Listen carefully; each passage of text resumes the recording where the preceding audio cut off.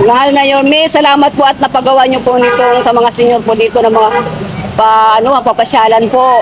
Maraming salamat po Yorme. Shirley Nantes po. Gano'n na kayo tagal dito sa Pandakan? May 32 years na kami dito. Naniba? Oo. Mas maganda ngayon.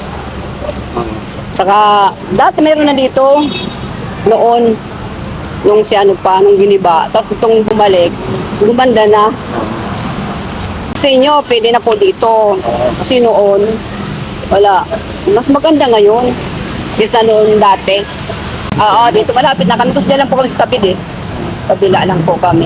So, isa kayo sa magiging mata dito para mapangalagaan. Opo.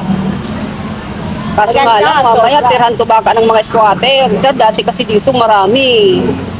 Mga taga dyan. Sana naman di na magaya dati.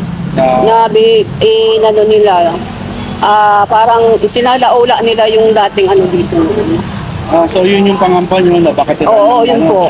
Baka bumalik naman sa dating mga, may mga dator kasi dito dati. Oo. Mga snatcher So, yun. tingin ko may security naman daw. O sana po ganun nga po, lagyan po nila ng security para po bawal nang pumasok dito yung mga ito na sila tutulong, ito na sila nagdudumi. Ganoon. Pero sana ngayon di naman maulit.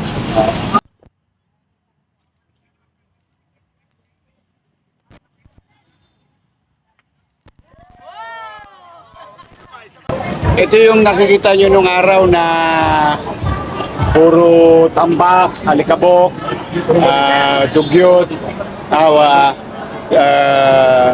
with the merging of funds and utilization of local funds and national government funds. Here we are today offering the space, created 1 hectare of open green space for our seniors, pet lovers, and the community of Pandakan. Mayor, paano po yung maintenance? It's the city who will maintain and put security on the area. Awa naman ng Diyos, as you can see, secluded yung area in the middle of major intersection. And also, makita nito sa kaliwa, Chairman Artes put up a pedestrian stoplight in the opening. Tapos may access din sa overpass Yung ulo mo. doon sa Center Island sa dulo. And some parkings, small parking area, so para yung mga bibisita somewhere from somewhere. DBM, Office of the President, MMDA, and City of Manila. Sir, after years of Ha? ano oras po open ito? Open lagi. Parang karinderya. Sir, after years, Bukas kahit sino gustong kumain. sir, Ay, may after years pumasok. of delay, paano po ito na-fast track? Kasi di ba January lang tayo nag-groundbreak? Yes. Walang delay.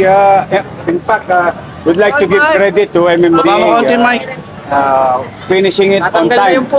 Ayat pa kami a few days. I'm happy. Mabibilis ngayon ang mga paggawaing bayan. Sir, after And another unique in this area, may mapapansin kayo may mga tumbler or parang container. Because those are the catch basin, water catchment for Skyway tuwing tagulan. Yung nakikita nyo yung tubo na akala mo shower, dire-diretso sa kalsada. Dito sinasalok.